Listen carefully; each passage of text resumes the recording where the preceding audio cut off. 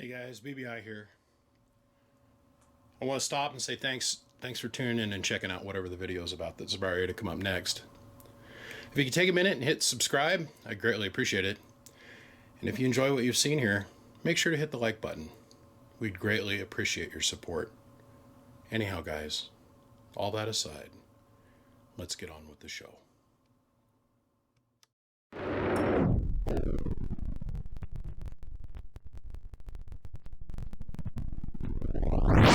Let's have a little bit of fun here today.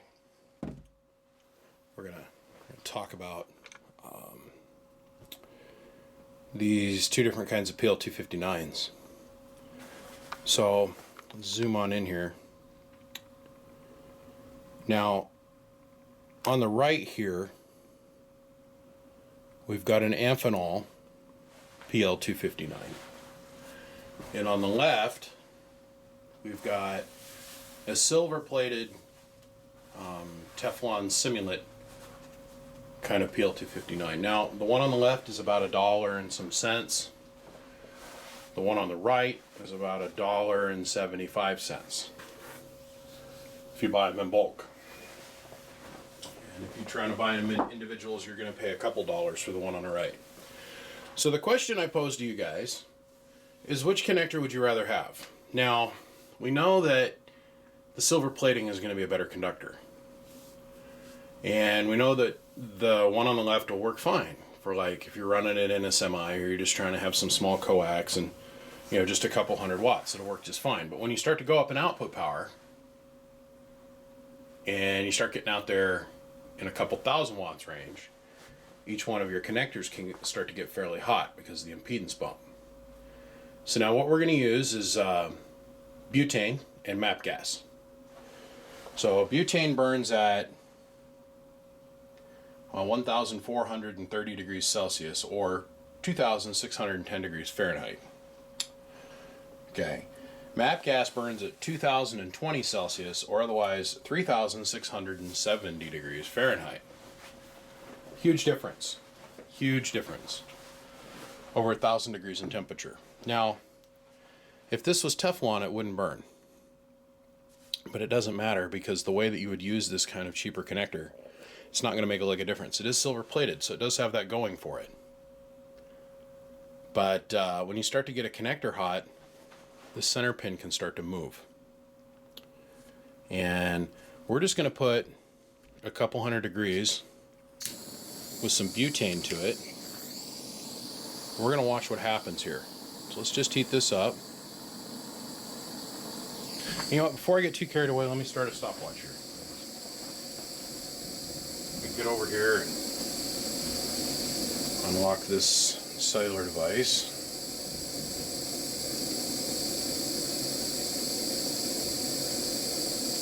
Huh.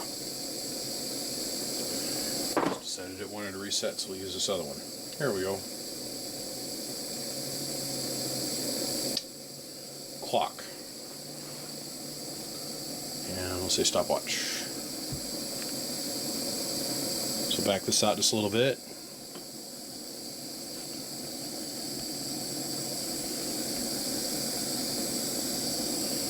Okay.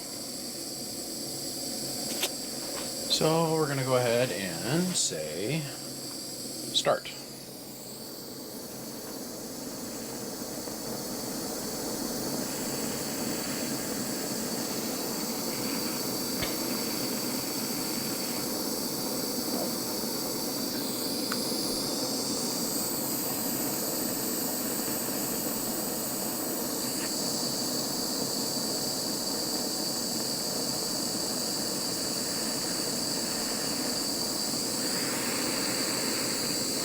Yeah, if you haven't noticed, that center pin's starting to slide down.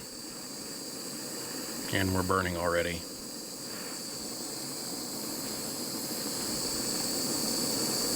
And we're bubbling.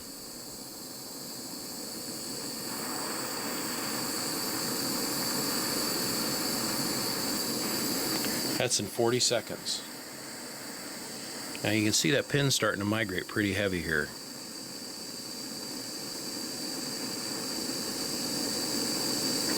Now that's completely unrealistically hot. But you're going to see where I'm going with this just here in a minute.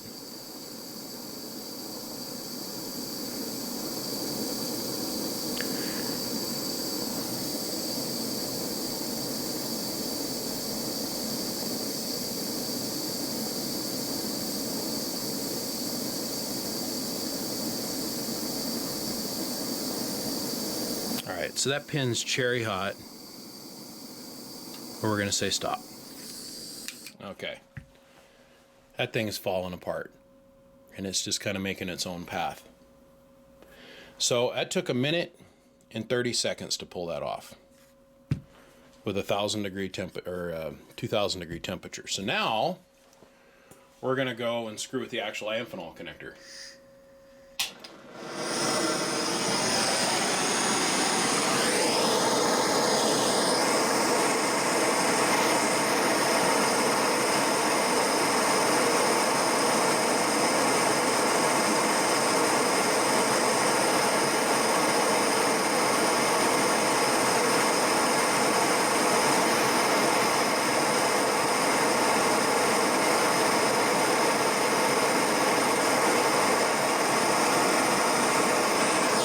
A little bit hotter.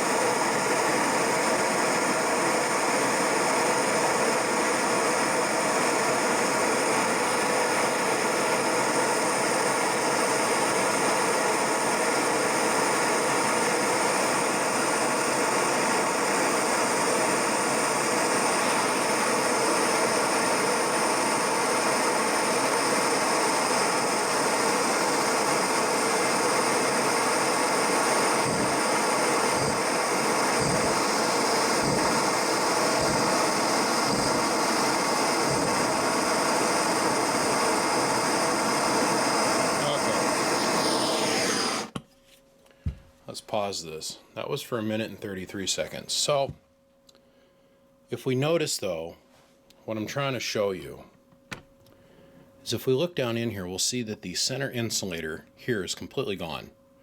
And that's from being downstream from the heat. The connector that's in the direct flow of the heat, that center insulator, and then the center conductor are still exactly in place. Now, it is a little corroded from having flame whip around it, and I mean, that's, the metal was getting so hot the metal was falling away. Okay? So this is like an ultimate torture test. But the point is really saving $1 on your coax connectors worth possibly burning your station up. Especially on something you're going to usually put at your house, in your home, all the way up in the damn air to where you can't see it, can't check on it, can't maintain it, can't do nothing with it. It's just food for thought. I just thought I would throw it out there. Now, with all that being said, to me, to spend $1 extra on a coax connector is a big deal. You're going to spend a couple $1,000s on your radio and a couple $1,000s on your amplifier and a couple $1,000s on your meter setup and everything, and then you're going to get chinsed out on $1. It's like people with grounds. You spend all this money on your station, but you won't put a single ground rod in the ground and run $5 worth of braid to ground your station properly. I don't get it. But food for thought.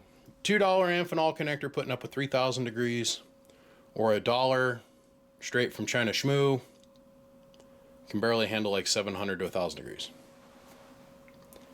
Which would you rather have your feed point on your station fed with?